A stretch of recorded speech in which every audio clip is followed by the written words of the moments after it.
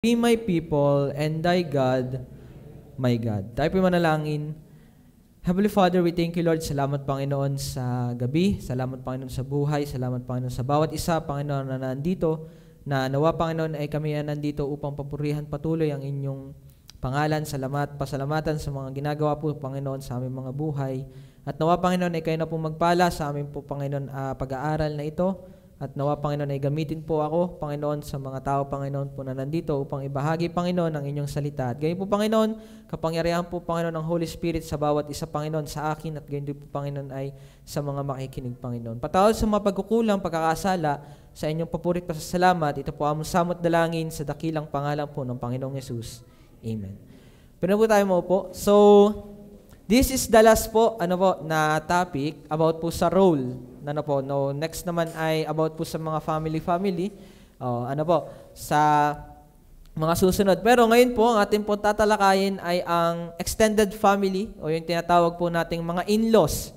Ito yung mga extended family na hindi mo naman kadugo and yet, ito po ay part of your family. This is your husband or your spouse family at hindi lang ito father or mother, kundi yung buong family niya is going to be your family. So, ano nga ba ang purpose or ano nga ba talaga ang role ng mga in-laws? Alam naman po natin, pag sinabi sa mga, when we think of family dynamics, in-laws often come to mind as both source of joy and occasional tension. Diba? Masaya pagka may reunion, tama? Masaya kapag may bago na naman tayong makakasama, may bago na naman tayong family. And yet yung huli is occasional tension. Ay, ganyan gang ugali niyan. Diga, ayoko naman ng biyanan kong yun. Yun naman Matilda? Matalute. Yun, matalute. Ang daming gusto, ang daming ayaw, ang daming reklamo, ang daming arte. So yan yung mga, diyan natin yan malimit naririnig. Ako po ay wala po akong mga biyanan pa, pero sa mga kapatid ko meron na. At yan ay malimit kong naririnig. At alam naman po natin yon sa mga meron na. Lalo't higit sa lahat sa mga may asawa na. At habang inaaral ko po ito, ay mukhang napapaano na ako na magkaroon ng in-laws. Joke lang. So, hindi. So, in many cultures, the relationship between spouse and their respective parents can be complex, filled with moments of love, conflict, understanding, and misunderstanding. Lagi yung may love. Mahal na ba? Ay, kamag-anak ko na to Parang kapatid ko na to. Parang ina ko na rin naman to. Aking mga parents na rin naman to. And yet, meron din mga conflict. Minsan, dyan pa nagsisimula yung mga conflict. Laging ang kaaway mo ay ang biyanan mo. Understanding. Minsan ay nagkakaroon kayo ng pagkakaunawaan and yet misunderstanding. Lalo't higit sa lahat yung misunderstanding na hindi mo maintindihan ano ba ang gusto ng tao na ito. So lagi natin niya maririnig at lagi natin niya makikita, lalo na sa outside world sa atin. Ngayon, bilang tayo mga Kristiyano, ano nga ba yung maganda? Buti at talagang ang Panginoon ay magaling, dahil ang Bible po ay nandito at ipinapakita niya talaga, kung ano ang mga bagay na dapat itanong natin. Minsan hindi na natin ito na itatanong Ano bang role ng in-laws? Digat yan naman hindi ko naman yan hindi ko naman yan kadugo. Wala naman akong dyan. Pero ang galing ng Panginoon dito, meron siyang ibinigay na very good example kung paano nga ba isang maging mabuting in-law. Ano nga ba ang role ng in-law? At ito ay matatagpuan natin kay Ruth at kay Naomi. Sa context, kung alam po natin ang kwento ni Ruth, isa siyang Moabites. Isa siyang hintil, hindi siya Israelites. Ang Israelites ang kanyang asawa. At yun po ay makikita natin sa chapter 1 verse 2 na si Elimelech at si Naomi at ang kanyang dalawang anak na si Malon at saka si Chilion. At yung dalawang pong yan ay parehas namatay, yung mag-asawa, ay yung asawa po yung anak po ni Naomi na dalawa at saka yung kanyang asawang lalaki ay namatay. So 3 pong lalaki ang namatay at ang naiwan ay yung 3 babae.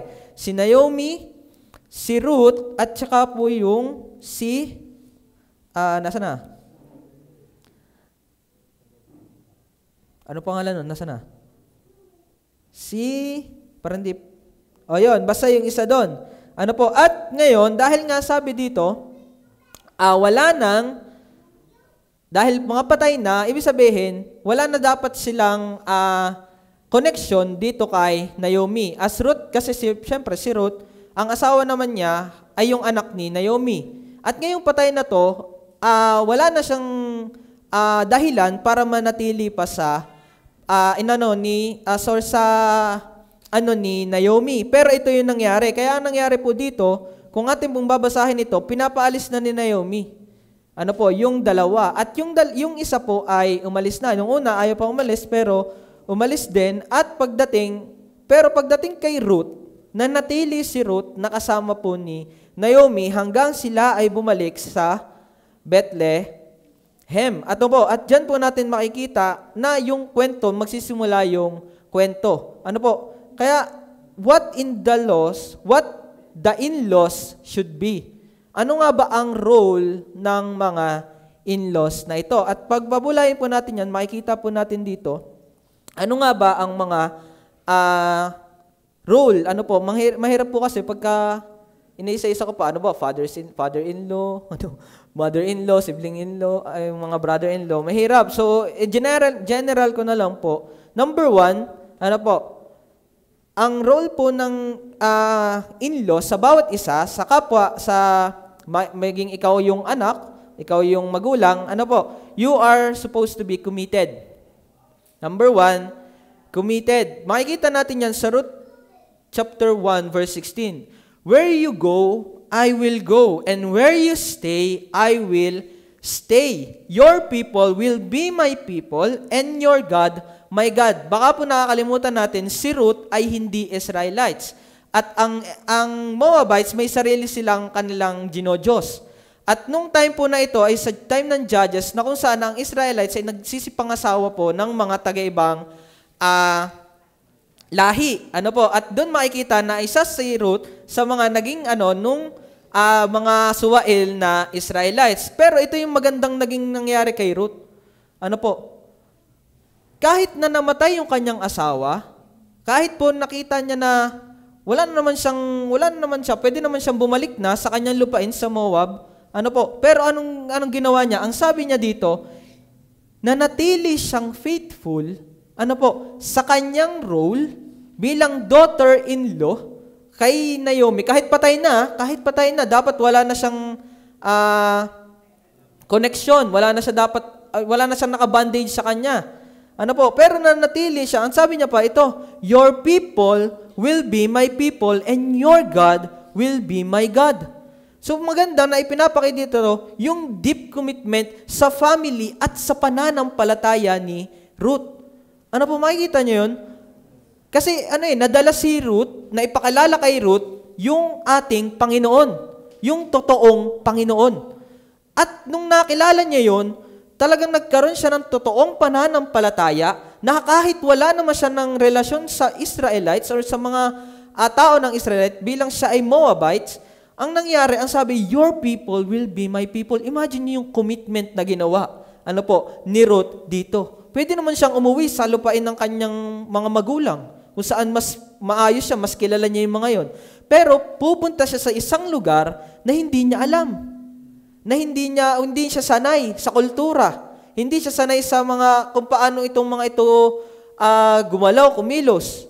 Pero pupunta siya doon at doon siya maninirahan. At ang masama nito, alam niyo po, di ba, pag alam natin sa panahon nito, pag widow ka, mahirap. Ay dadalawa sila, parehas pa silang walang asawa. Ano po? Imagine yun, alam na ni Ruth na anong mangyayari na mahihirapan siya pag siya'y bumalik nakasama si Naomi sa Bethlehem, pero sumama pa rin siya. Imagine niyo yung commitment na ginawa niya. Imagine niyo yung pagmamahal niya, talagang yung commitment na nangyari sa time po na siya ay naging daughter-in-law at naging mother-in-law niya si Naomi. Talagang committed siya na gawin yung role niya kasi yun yung inilagay sa kanya ng Panginoon. His deep commitment to her family and to the faith. Yung po yung maganda na role talaga ng isang mga in-laws. Ano po? At yan yung Ruth devotion to Naomi lead her to a new life sa Bethlehem, bagong buhay sa Bethlehem. Wala siyang kaalam-alam kung anong meron doon. Kung saan pinakasalan niya si Boaz at na-secure yung future niya at ni Naomi. Imagine yun, dahil sa pagsunod niya, nagkaroon siya ng isang magandang, lalong buhay sa Bethlehem. Talaga kaya dito, sa story na ito, na-highlight talaga yung magandang bonding nung dalawa. Dahil sa pagiging committed sa kanilang mga role. Di ka po? Dahil ang hirap ng buhay nila eh. Kung tutuusin, si Ruth ang nagtrabaho. Di ba? Sa fields, siya ang nagtrabaho, siya ang nagkuha ng mga trigo, siya ang mga nag-harvest doon. Pero tingnan nyo, dahil doon ay pinakitang commitment na nakita ni Boaz. Di ba nakita ni Boaz? Dahil, bakit sino itong babae na ito? Sa part ng sa chapter 2. Sino itong babae na to? Ay siya daw ay ni Naomi. At nakita niya na committed to kahit wala naman na, bakit nandito pa to? Wala naman na, patay naman na yan. Kaya natuwa si Boaz kay Ruth. Kasi nga, nakita ni Boaz yung commitment, yung faith, na meron sa kanya kay Ruth. Kaya po doon makikita natin na yung loyalty ni Ruth, Ruth's loyalty and faithfulness stand as a power example of love and commitment transcending cultural and familial boundaries. Naintindihan niyo ba po yun? Yung part na dahil sa loyalty at faithfulness ni Ruth, talagang isang magandang example po na ipinakita sa atin yung love at commitment na na dapat ang meron talaga sa mga in-laws. Mahirap pong gawin yun. Hindi mo naman kadugo yan. Meron nga ako mga kilala minsan pinabayaan na yung dahil nung namatay ang kanyang asawa. Parang hindi na naging part ng kanilang family. May mga ganyan po. Parang kinalimutan na yung namatay ang iyong asawa. Or may mga kamag-anak ka na mga naghiwalay na. Parang hindi mo na rin kilala yung iba.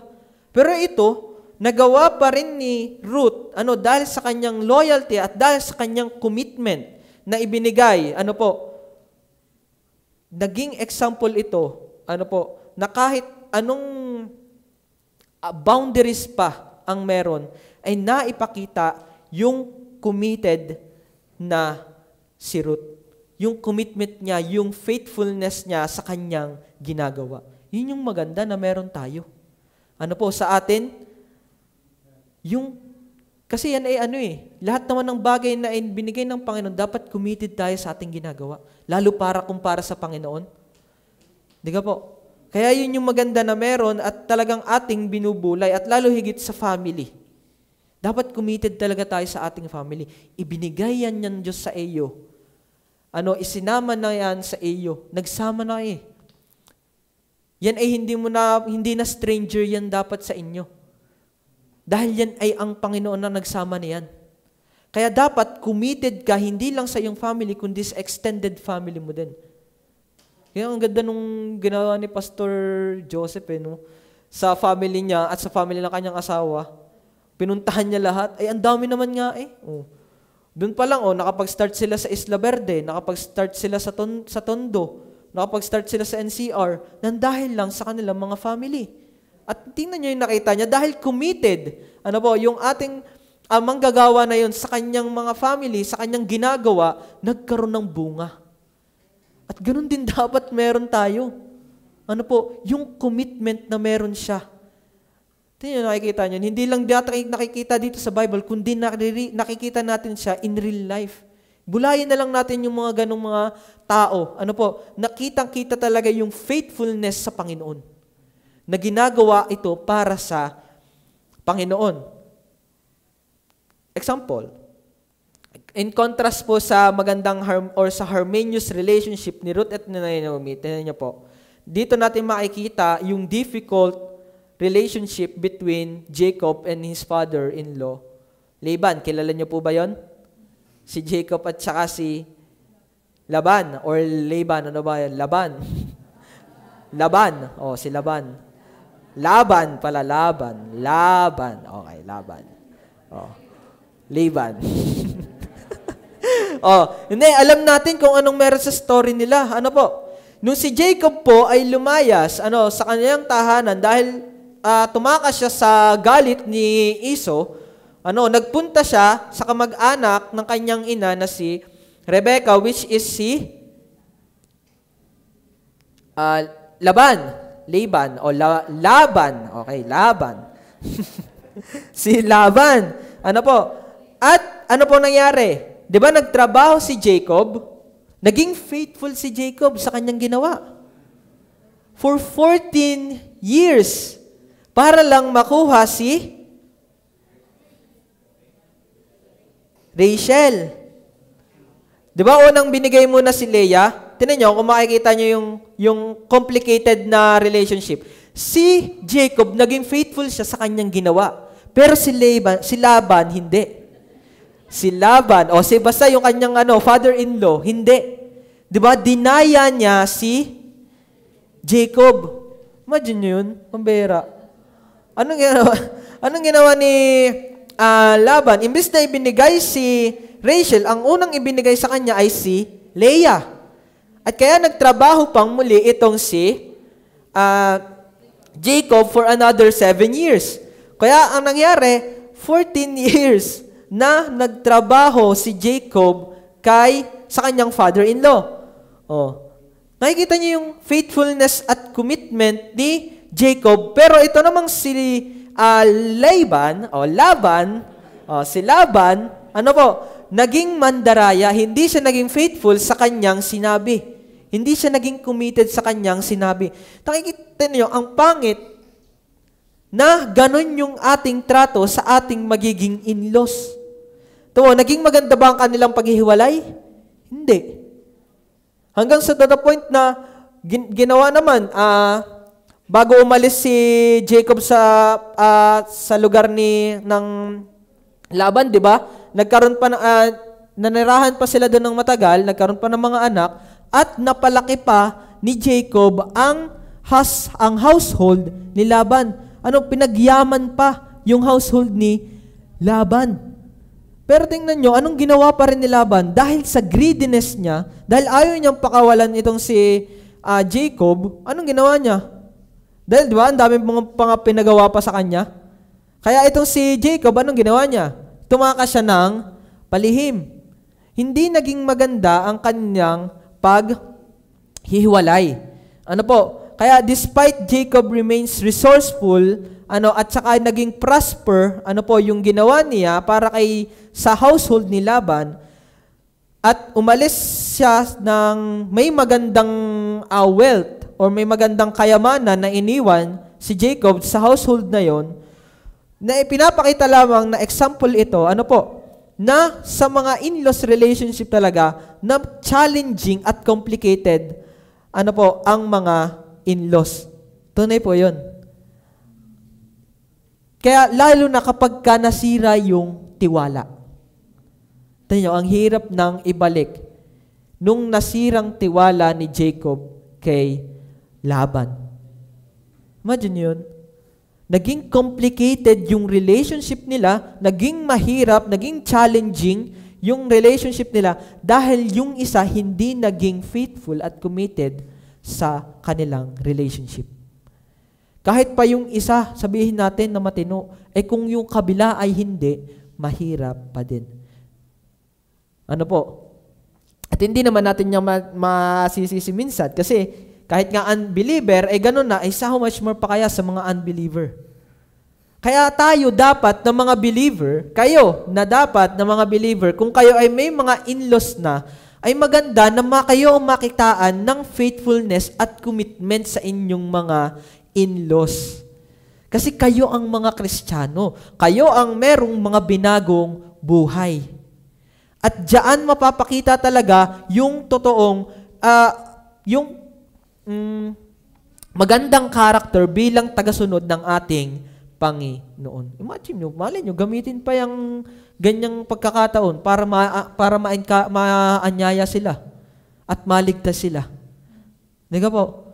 Kaya tayo, dapat, sa inyo kasi wala pa akong in-law, at sa akin, in the future, Sana ay maging committed tayo, ano po, sa atin pong mga ginagawa. Ano po? At dahil sa perseverance ni Jacob at sa pananampalataya sa Panginoon, ay na-navigate niya yung mga difficulties na yon at ultimately ay naging dahilan para magawa niya yung kanyang ginagawa, yung gagawin ni Jacob. At bumalik siya sa kanyang lupain kung saan doon nagpatuloy ang story. Pero tinan nyo, hindi na naging maganda ang kwento or wala nang nabanggit about doon after nung nangyaring yun. Bakit? Kasi sira na. Wala nang naging magandang resulta ang nangyari sa relationship ni Jacob at ni Laban. Laban. Liban kasi Liban. Kaya doon, makikita natin dito, tinan nyo, ito yung magandang resulta naman, kay Ruth at kay Naomi. Di ba? Ang ganda na naging resulta ng kanilang relationship. Naging maayos ang sambahayan muli ni Naomi. Nung napakasalan napakasalan ni Ruth si Boaz. At doon may papakita talaga na dahil sa committed at faithfulness na meron ang ginawa ang dalawang ito sa isa't isa. Kaya nawa sa atin, sa number 1 sa atin, dapat ay meron talaga po tayong commitment at committed talaga sa ating mga in-laws. Number 2, compassionate. Siyempre, alam nga namang hindi natin mahalin yung mga yan. Alam naman hindi natin bigyan ng pansin ng mga yan. Kung committed tayo at faithful tayo, dapat may compassion din tayo, compassionate din tayo sa ating mga in-laws. Tingnan nyo na lamang tong verse 8 to 11. Makikita natin dito, at sinabi ni Naomi sa kanyang dalawang manugang, kayo'y yumaon na bumalik ang bawat isa sa inyong mga bahay ng kanyang ina, gawan nawa kayo ng magaling ng Panginoon na gaya ng inyong mga ginawa sa mga namatay at sa akin. Kaya, pinapalis na ni Naomi kasi nga wala na nga yung mga asawa at alam nila na magiging mahirap ang kanilang mga buhay. Kaya sa verse 9, ipagkaloob nawa ng Panginoon, kayo'y makasumpong ng kapahingahan, bawat isa sa inyo sa mga bahay ay kanyang asawa na magkagayoy, kanyang hinagkan sila at inilakas nila ang kanilang tinig at sila ay nagsisiiyak. Ibig sabihin, doon makikita na may pagmamahal talaga sila sa isa't isa. Sa verse 13, maghihintay nga kayo na hanggang sila'y lumaki. Magbabawa kaya kayo na magkakaasawa, huwag mga anak ko, sapagkat daramdamin kong mainam dahil sa inyo, sapagkat ang kamay ng Panginoon ay nananaw laban sa akin. Ipinapakita dito yung pagmamahal ni Naomi dun sa dalawa. At ito naman yung ginawa ni Ruth sa verse 16 to 18. At sinabi ni Ruth, huwag kang ipamanhik na kita'y iwan at bumalik at tumiwalay sa iyo, sapagkat kung saan ka paparoon ay paparoon ako, at kung saan ka tumigil ay titigil ako. At ang iyong bayan ay magiging aking bayan at ang iyong Diyos ay aking Diyos. Kung saan ka mamatay ay mamamatay ako. At doon ako ililibing. Hatulan ako ng Panginoon at lalo na ngaliban ang kamatayan ang maghiwalay sa iyo at sa akin. At nang makita ni Naomi na mapilit nang mapagsama sa kanya ay tumigil sa pagsasalita sa kanya. Doon ay mapapakita natin yung pagmamahal ng isa't isa sa isa't isa. Ni Naomi at saka ni Ruth sa isa't isa. Nakikita niyo yun? Yung isa, kasi nga, alam naman magiging mahirap yung buhay, hindi, umalis ka na, bumalik ka na sa iyong bayan. Yung isa naman, dahil sa pagmamahal sa kanyang ina, sa kanyang mother-in-law, hindi, mamamatay akong kasama ka. Yung compassion na meron sila sa isa't isa. Mahalin mo sila na gaya ng katulad ng totoo mong magulang. Yun yung meron dito. Bakit? Kasi nga, di ba, kayo nga na mag-asawa, kayo nga ay magiging isa. Ibig sabihin, kung ikaw yung anak mo, or ako, ano po? Magiging isa kami. Yan. Ibig sabihin, ako, ina ko na kita. Bakit? Kasi iisa na kami ng anak mo. Ibig sabihin, in Bible talaga, sa salita ng Panginoon, ikaw ay takin ng mga magulang din. At kung paano ko mamahalin ang aking mga magulang, yung sarili kong magulang, ay ganun na dapat din kita mahalin. At gayon din sa mga magulang. Kung paano nyong minahal ang inyong mga anak, ay ganun nyo ding mahalin ang kanilang mga asawa. Hindi yung kayo pa ang numero unong kaaway.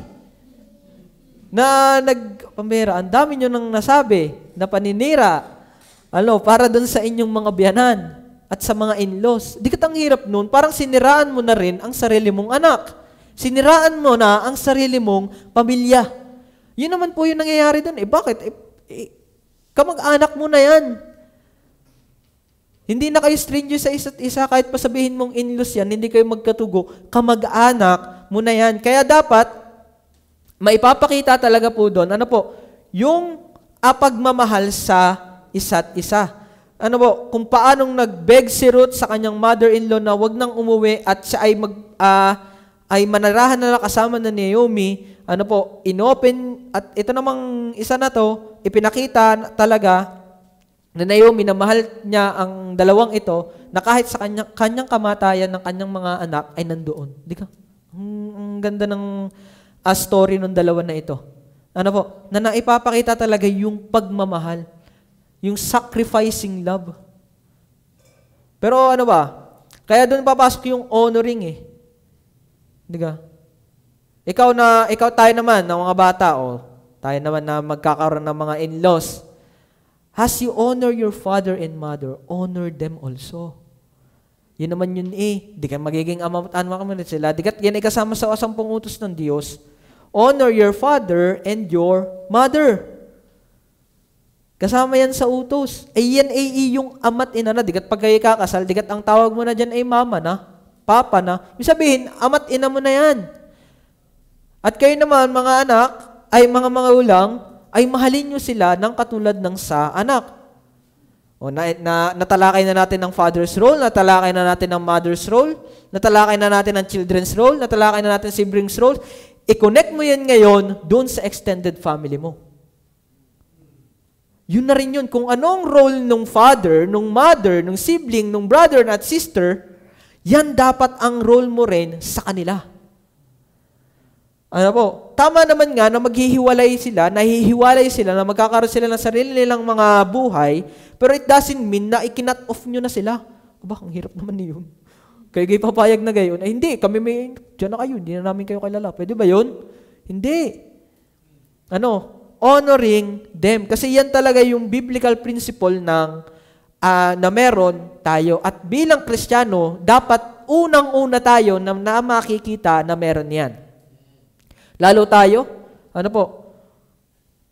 na ipinakita sa atin yung tunay na pagmamahal na nakita natin sa ating Panginoon. Dapat ay maipakita rin natin yan, hindi lang sa ibang tao, kundi sa extended family mo. Tulad na lamang nito, tulad nung one of example na mahirap nangyari, yung kay Saul at kay David, mag-in-laws yun. Pero dahil sa jealousy ni Saul kay David, nawala yung pagmamahal. Diba? Dahil si Michal, na anak ni Saul, dahil mahal na mahal si David, pinakasalan. At dahil sa umaangat na pangalan ni David, nagselos na si Saul. At ginawa na gusto nang patayin itong si David. Pero anong nangyari kay David? Nanatili siya na may humility. Nanatili siya na mayroong pagtingin kay Saul. Bakit? Kasi hari ito. At ito ay aking father-in-law. Nanatili siya na faithful, na committed. Kahit si Saul ay gusto na siyang patayin. Tingnan nyo, makikita nyo rin pa rin yung pagmamahal ni David. Tingnan nyo, nung namatay si Saul, di ba si David ay naghapis. Yung sabihin, meron talagang pagmamahal si David kay Saul. Na pinakita din na na may compassion pa rin kahit sa ganung pagkakataon. Na kahit, ikaw gusto na kitang patayin. Di ba may mga ganyan? May nabalitaan ako dati, magsama, nag-live-in. Ngayon, yung anak, binubugbog yung babae. Ay yung babae may tatay, ay luko yung tatay, anong ginawa? Binaril yung lalaki. Diba? Nakikita nyo yung mga ganong mga senaryo. Kahit pa gano'n ka, galit ka diyan, kahit baka gano'n, gusto mo nang patayin yan, pero ang tinan nyo nangyari kay David, mahal niya pa rin si Saul. Diba? Kahit ngayon nasa cave mo, hindi niya agad pinatay. Diba? Ayaw niya. Hindi lang dahil to the point na dahil ito ay king's anointed, kundi dahil meron talaga siyang compassion na meron dito kay Saul. Ay hari niya pa rin to at the same time, ama ko pa rin to. Kahit pa yung sa part na na ibinigay si Michael sa iba dahil nga si Michael ay alam niyo naman yung kwento nun, di ka? O sa mga nagbabasa ng Bible, alam niyo na yon. Pero dahil alam ni David na kahit siya ipapatayin na, minahal niya pa rin si Saul. O alam na natin naging kwento doon. Hindi naging maganda ang kanilang pagtatapos. Bakit? Kasi merong isa na hindi naging compassionate. O, di ba? Nakikita niyo yun? Pero kung naging compassionate sila, katulad nito at ni Naomi at saka ni Ruth, maganda ang kakalabasan. Di ba? Anong nangyari dun sa chapter 4 ng Ruth? Di ba? Naging asawa ni Ruth tinubos ni Boaz ang mana ni Elimelech, yung asawa ni Naomi, at naging asawa ni Boaz si Ruth at nagkaroon ng anak. Di ba ang ganda? Ang ganda na naging kwento. At ito pa, hindi pinabayaan ni Ruth kahit merong asawa na, kahit nagkaroon na siya kahit asawa niya na si Boaz, hindi niya pinabayaan si Naomi at tinuring niya na totoong ina ito. Tingnan niyo dito sa verse 15. And he shall be unto the restorer of life and a nurturer, chapter 4 verse 15, of thine old age, for thy daughter-in-law which loveth thee, which is better to thee than 7 sons, hath borne him. Imagine yun ang naging dulo, na mas mahal pa kesa sa 7 anak.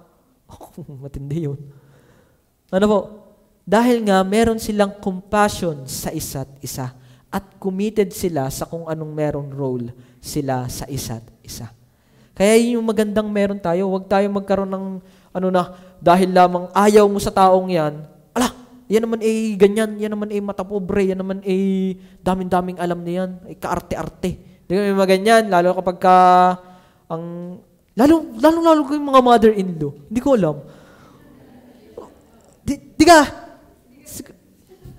Lagi ko kasing naririnig, kahit saan ko marinig yan Kahit laging ang problema nila ay ang kanilang daughter-in-law at ang kanilang mother-in-law. Siguro kaya ito ang meron din di ka pansinin nyo, tinan nyo, laging magkaaway ay ang daughter-in-law at ang mother-in-law. Laging magkagalit, hindi magkasundo. Babae nga naman, talaga naman, Lalo kapag ang babae parang yung mga kabataang babae ngayon, ayun pamera, kung hindi magkatarayan. Wag sa tindi naman, lalo yung aking kapatid ngayon. Ayan, sasabihin ko na, kaya bakit ko alam, kasi meron na akong kapatid na may in-laws. At sana nanonood ka. Hindi, ito na yun, lagi ko naririnig. Minsan maganda ang pero minsan makita, kasi lagi nung, idikit yan ikaw pinili mo yung balak. Pinili mo yung buhay mo. Hindi, joke lang. Pero nakikita natin, di ba, laging may ganun. Kaya siguro si Ruth at saka si Naomi naging best example about sa in-laws. Dahil ang laging may problema ay ang daughter-in-law at ang mother-in-law. O lagi naman natin yan nakikita sa buhay natin. Lagi naman natin yan, very example yan. Kaya doon makikita natin, na kahit yung sa part ni David, ipinakita pa rin niya yung compassion, yung love, yung patience, yung integrity, yung patience, na ipinapakita niya kahit na dinidil niya yung about sa in-law niya. Imagine yung mga paghihirap ni David kay Saul. Kung saan nakarating si David dahil hinahabol siya ni Saul.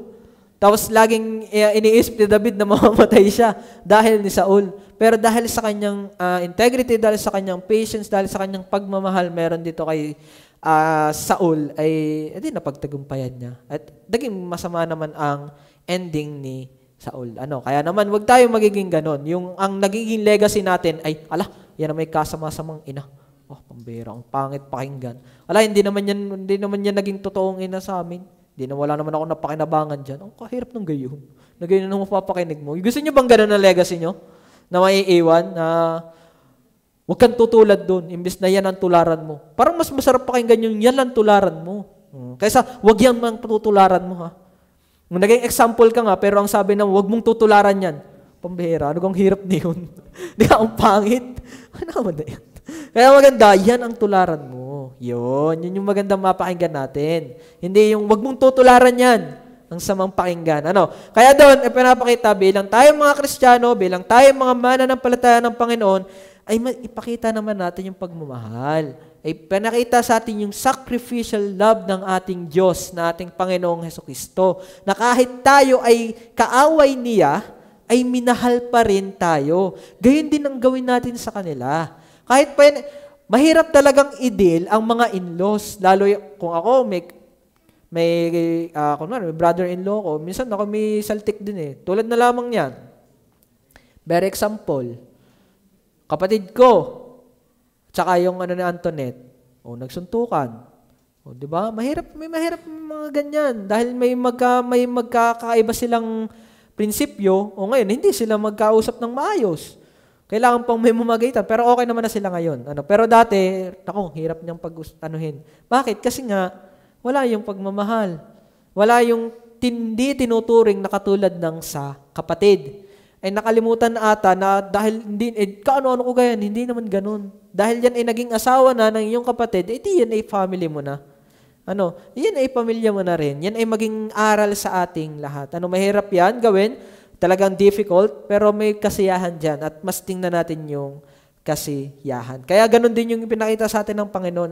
Kaya nga sabi ng Panginoon, love your enemies. Kahit yan ay kaaway mo, ay mahalin mo pa din. Kasi tulad nga sinabi ng Panginoon, do good to those who hate you. Gawin mo kahit kung ayaw sa iyo, kung galit sa iyo, gawin mo ng mabuti. Ayaw sa iyo at ikaw bigyan kita ng 10 milyon, layuan mo ang aking anak. Ipagluto mong masarap. Ay sige, ako na lang, okay na lang. Pakiya na lang. Oo, may mga ganun ba talaga? Layuan mo ang anak ko, bibigyan kita ng pera. Pambihira. Hirap. Pero, kung kung ayaw sa inyo, lutuan mo ng sa masarap. Mama, baka na masahe kita dyan. Ganyan, kahit ayaw sa inyo, gawin mo ng maganda. Kahit ba masama ang turing sa iyo, na parang sinisiraan ka palagi, maganda ang ibigay mo sa Kanya. Yan naman ang gusto ng Panginoon sa atin. Na ipakita na kahit may kaaway tayo, na kahit may umaaway sa atin, gawan natin ng mabuti. Kung sinampalas ka sa kabila, iaro mo ang kabila. Ganun lamang, Kaya, pagtapos nyo, bati na kayo ulit. Yun. Pero, ipapakita natin doon talaga, yung compassion. Yung pagmamahal. Kaya tayo, by praying talaga, pray talaga sa inyong mga in-laws. At ipag-pray nyo, at tayo, ng mga kabataan na wala pang in-laws, ipag-pray naman natin din yan.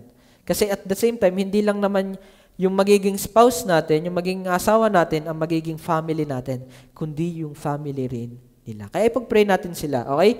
Kaya maganda talaga na ilalapit natin sa Panginoon ang bawat mga bitterness na meron tayo. Laging ilapit natin kung ano nga ba ang gusto ng Diyos. Lagi nating ano nga ba ang gusto ng Diyos. Maging genuine tayo sa ating mga ginagawa. Okay? At yan ay magandang paalala sa atin bilang tayo ay mga kabataan at lalong higit sa mga meron ng mga biyanan. Okay? Kaya, punta tayo sa number 3. Una, maging committed. What the in-laws should be? 1, committed. 2, compassionate. 3, counselors. Yan. Ito yung purpose nyo. Bilang sila ay meron ng kanilang sariling pamilya, hindi na kayo makikisawsaw. kayo ay tagabigay ng advice. Hindi yung pinakalman mo ng lahat ng desisyon nila sa kanilang mga buhay at ikaw pa ang masusunod sa kanilang mga desisyon sa buhay. Ikaw ay counselor, hindi ka bossing. Okay? Hindi dahil may sarili na yung pamilya. Kaya nga sila magtatayo na ng sarili nilang pamilya. Ngayon, ikaw na magulang, ang purpose mo na ay mag-counsel sa kanila. Tingnan nyo yung sa Ruth 3. Tingnan nyo yung ginawa ni Naomi kay Ruth. 'Di ba? Ang sabi, ito yung gawin mo para si Boaz ay maging kinsman redeemer natin. Kaya ang sabi dito, wash thyself therefore and anoint thee and put thy raiment upon thee and get thee down to the floor, but make not thyself known unto the man until he shall have done eating and drinking. Ito yung time na pumasok na in-advisean ni Naomi si Ruth na ito ang gawin mo. Maghugas ka, mag-anoint ka, magput ka ng mga at punta ka dun sa higaan ni Boaz, dun sa dulo ng higaan, humiga ka doon at antayin mo si Boaz hanggang siya ay makatapos ng pagkain at pag-inom. Ngayon, sa verse 4, and it shall be when he lieth down, that thou shalt mark the place where he shall lie, and shalt go in and uncover his feet and lay thee down, and he will tell thee what thou shalt do. At nung sinunod ni Ruth, sinunod niya yan. Kung babasahin niya yan, buong verse 6 hanggang 18, yan. Pinakita dyan, ginawa ni Ruth yung advice ni Naomi. At ano nangyari? Pinakasalan ni Boaz si Ruth. Tingnan mo, ano pa ang sabi ni Boaz kay Ruth? Verse 11, and now my daughter, fear not, I will do to thee all thou requirest, for all the seed of my people know that thou art a virtuous woman. Imagine nyo yan. Dahil sa naging faithful, naging committed si Ruth, at naging compassionate si Ruth, at dahil nakinig siya sa advice ni ni Naomi sa kanya, naging isang mabuti siyang daughter-in-law. Tingnan niyo ang sabi nakita ni Boaz sa kanya, thou art a virtuous woman. Babaeng may bait. At hindi lang sa mga babae yan, sa atin din mga lalaki. Gayon din sa inyong mga parents. Kung talagang ipapakita natin yung magandang qualities, may magandang patutunguhan tayo. At may magandang relationship tayo na maibabahagi. Tingnan nyo, ang naging resulta niyan, naging anak si Obed at hanggang sa kay David. Imagine yun, naging maganda. At doon pa nagsimula yung lahi ng ating Panginoong Jesus. Dahil lamang sa virtuous woman na si Ruth. Ginamit ng Panginoon yan. Moabites yan, diyan Israelites. Kung nakalimutan, hintil yan. And yet, nakitaan ng magandang quality. Yan yung magandang meron tayo. Magandang mapakita sa atin, na tayo ay nakikinig at maging counselor din ang mga matatanda. Mga matatanda, maging counselor, mga bata, maging tagapakinig tayo, katulad ng ginawa ni Ruth. Maaaring sabihin natin, iba na ang panahon ngayon, wag mo na akong, di ka ganyan? Hindi na katulad yan ng dati, wag mo na kaming anuhin ngayon. Di ba yan lagi nating inaano sa mga matatanda? Wag kayo, malaki pa rin ang experience nila. Iba pa rin ang wisdom ng matatanda. Kaya kayong mga bata, tayong mga bata, makinig pa rin tayo sa payo nila. At sila ang nakaranas niyan. Kahit pasabihin natin ibang panahon, it's just the same. Walang bago sa silong ng langit. Okay? Maaring iba ang ating maging experience, pero may mga na-experience ng mga yan. Kaya maganda na sila ay ating sinusunod. At kayo naman na matatanda ay mag-advise ng tama. Yung magandang advice, yun na yung in-advise ni Naomi kay Ruth. Di ba? Naging maganda ang nilabasan. Bakit? Maganda ang kanyang advice. Wala naman sinabi, magpunta ka doon at hindi, magpunta ka doon at gawin mo yung gusto mo doon. Hindi eh. Di ba may mga ganon? Ang sabi, humiga ka sa ilalim, hindi yung humiga ka sa tabi at iyong lapain na. Hindi eh. Maghintay ka kung anong sasabihin, hindi yung gawin mo na ikaw pa ang manguna. Hindi, di ba? Tingnan nyo, nakikita pa rin din yung magandang attitude, magandang character, magandang advice. Hindi yung sabihin na, dahil para maging asawa mo si Boaz, ito, magpakaano ka doon, ano mo na yung sarili mo doon. Hindi eh. Kaya nakinig din si Ruth. Kasi bakit? Nakita niya, dahil mahal pa rin siya ni Naomi. Tingnan nyo, nakikita niyo yung magandang character, yung mga prinsipyo na makikita natin dito. Diyan natin makikita yan. Kaya tayo, kayong mga matanda, magbigay kayo ng mga magagandang advice. Hindi yung ang advice ninyo ay alam niyo namang mapapahamak yung isa, ay yung pang inyong ibinigay. Alam niyo namang hindi maganda, ay yung pa naman ang inyong, alam naman pabira. Talaga, alam naman natin yan. Alam naman natin, naranasan nyo na yan eh. Ay alam namin din eh. Ay lalo ako, alam ko din eh. Ay, kaya nga ako dito nakakuha, kaya nga ako wala masabing experience. Bakit? Kasi, ano nga yung experience ko? Wala pa naman akong biyanan. Siguro kailangan ko na para pagka next time na ako magtuturo nito, may experience na. Joke lang. So, yun. Katulad na lamang sa mga lalaki. Nakikita natin ano yung magandang advice bilang father-in-law. Tingnan natin yung ginawa ni Moises ginawa ni Jethro kay Moises. 'Di ba?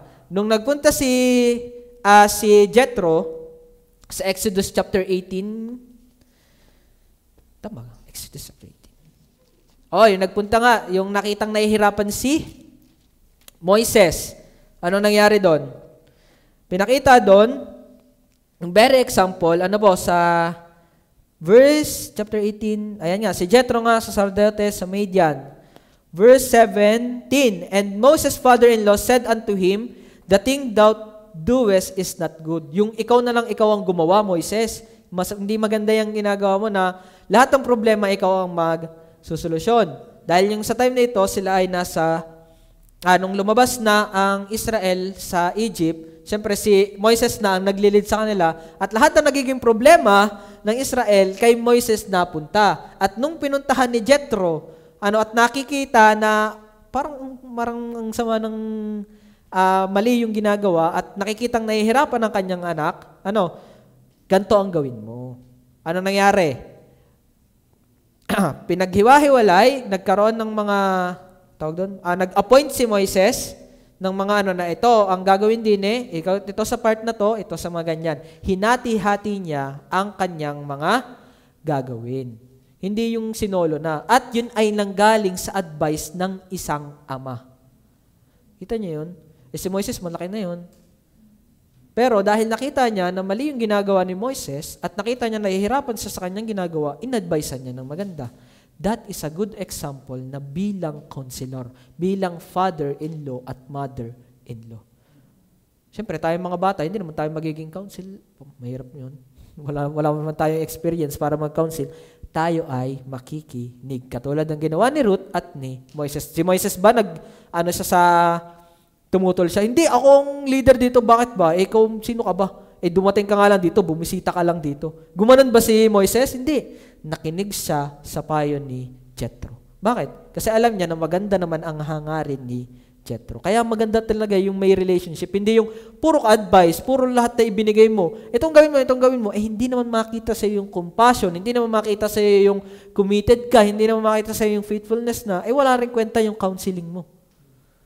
Tama, ganaitindahan nyo ga? Para lang, sakit mo lang sa tengang pakinggan, hindi ko makitang ikaw ay maayos.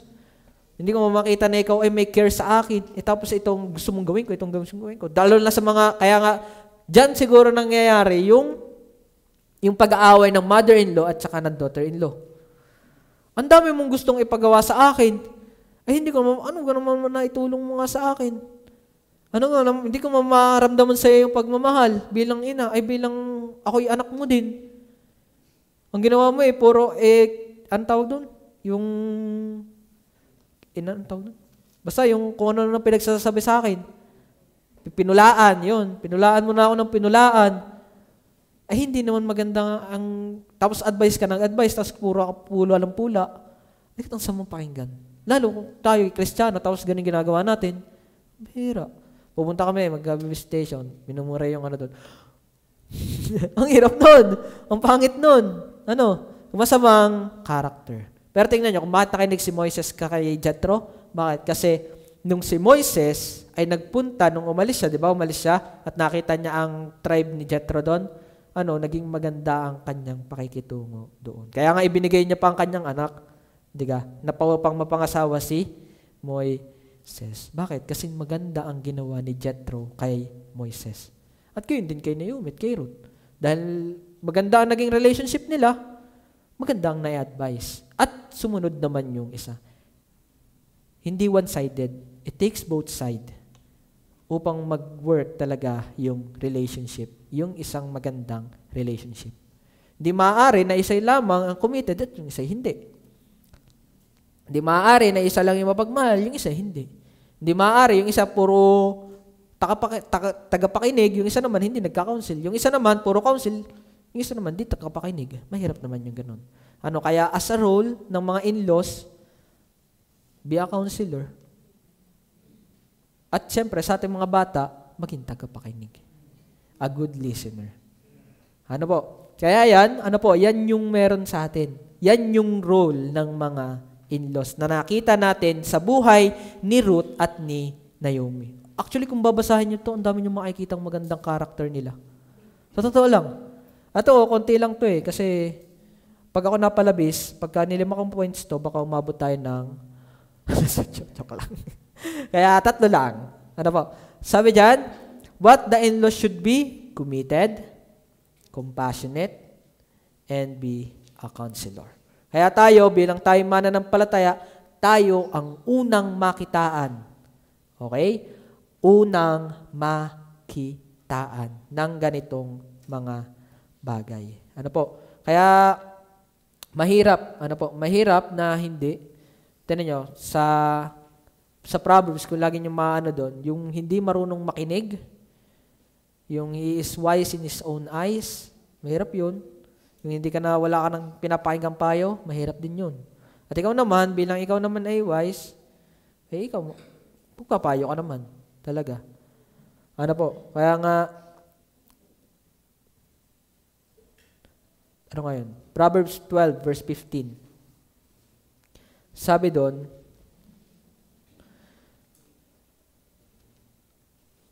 Proverbs chapter 12, verse 15. Sabi po doon, the way of fool is right in his own eyes, but he that hearkeneth unto the counsel is wise. At tayo bilang mga magka-counselor o magiging ay dapat talaga maging wise tayo. At ipakita natin yung totoong compassion na meron sa atin. At ito, para naman sa Proverbs 11 verse 14, ang sabi dito, where there is no guidance, a people falls. But in the abundance of counselor, there is safety. Nakita niyo yan? Yan yung kailangan ng isa't isa. Where no counsel is, the people fall. But in the multitude of counselor, there is safety. Kaya tayo, hindi lang yung mga magulang natin, kundi yung mga fathers-in-law natin, diga, ay pwede natin silang hingan ng mga payo. At ikaw naman, makinig ka. You listen. Do not be a fool that is right in his own eyes. Kaya tayo po, sa inyo po na may mga in-laws na, at sa amin po na magbabalak pa magkaroon, ay sana ay makitaan tayo ng gantong mga character at attitude. At this is the role of the in-laws. Be committed, be compassionate, and be counselor. Tayo po'y manalangin. Heavenly